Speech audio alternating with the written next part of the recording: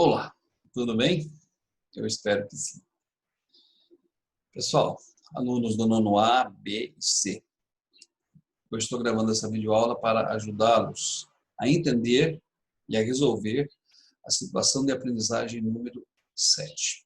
Mas antes tem alguns recadinhos importantes. Primeiro, se vocês não fizeram ainda as atividades anteriores, ainda dá tempo. Se organizem, reserve tempo, se dediquem, façam as atividades anteriores.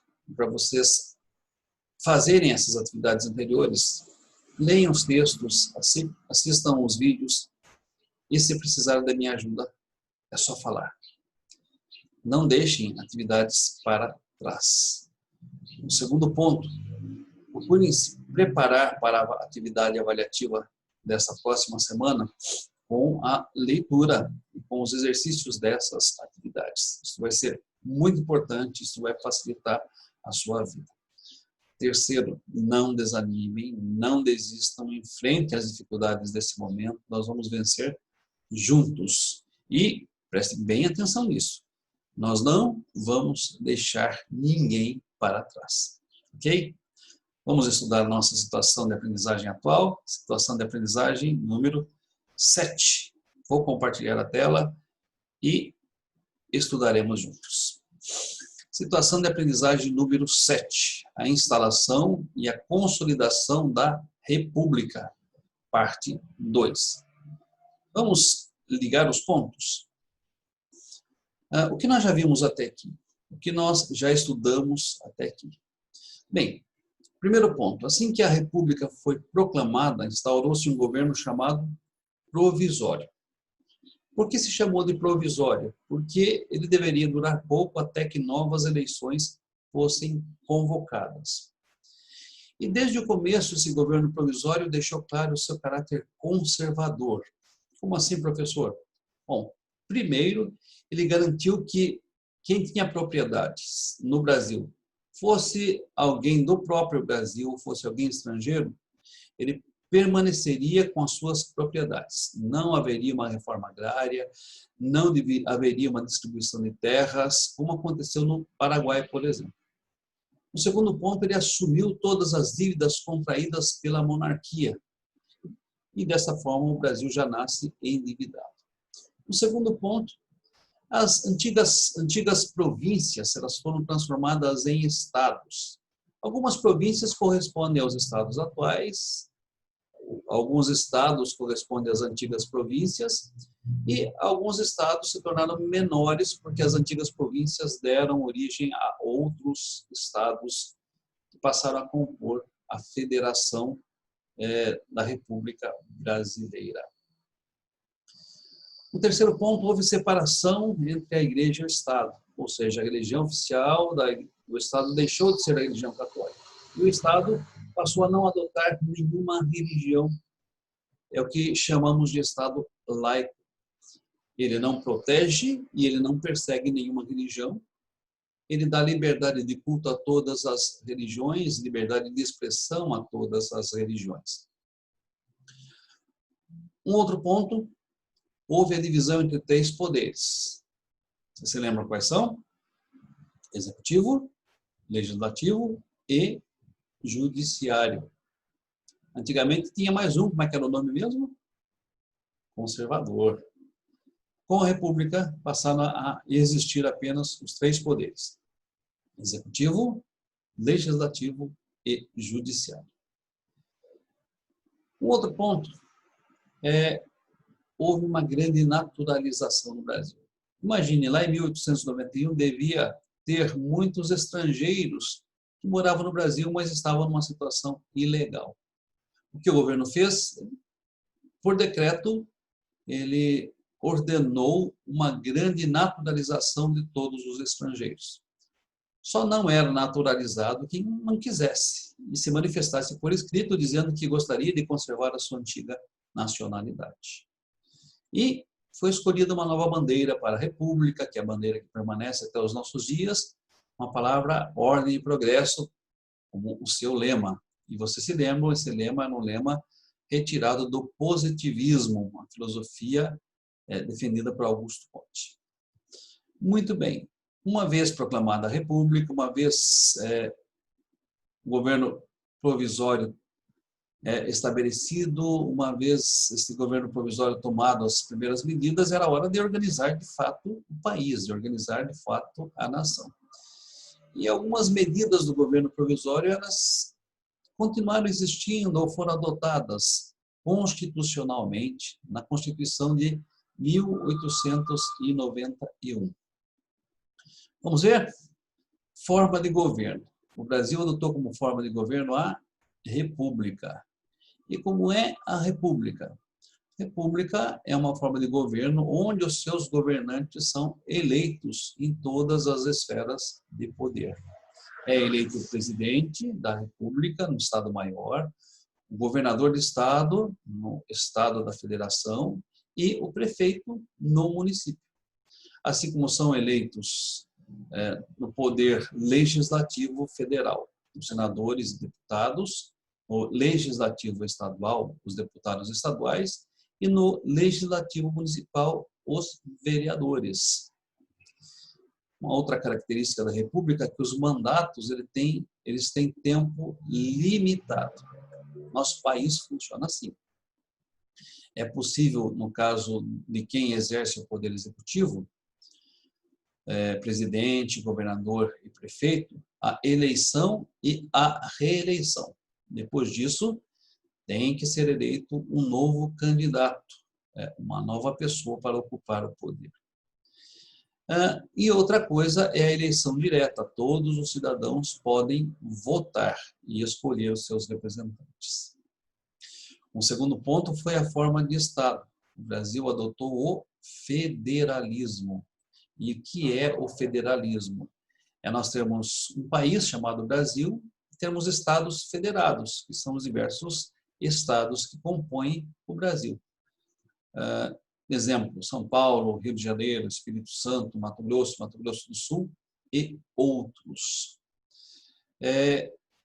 Como nós já dissemos, as províncias foram transformadas em estados e passaram a ter maior autonomia, ou seja, elas tinham capacidade de tomar decisões dentro do seu estado, desde que estas não fossem contrárias, não ferissem, não fossem de encontro à Constituição maior do país. E essa autonomia era observada, o fato deles poderem eleger o governador do estado, os deputados estaduais, o fato deles poderem ter uma Constituição própria, desde que essa não contrariasse as normas superiores da Constituição Federal. Ou seja, temos uma Constituição geral e os estados têm suas constituições para o próprio estado, mas essas constituições, tanto federal quanto estadual, têm que estar em harmonia. Elas não podem conflitar uma com a outra. Qual é o sistema de governo que o Brasil escolheu? O sistema de governo é o presidencialismo.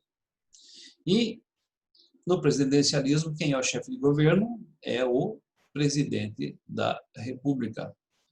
Este é o chefe de governo, este é o chefe de Estado, e ele exerce o seu cargo com o auxílio de ministros do Estado. E em relação ao voto, já que todos os brasileiros podiam escolher agora o presidente, o governador do Estado, o prefeito, podiam escolher senadores, deputados federais, deputados estaduais e vereadores, quem é que podia votar? Será que todo brasileiro mesmo? Observem aqui.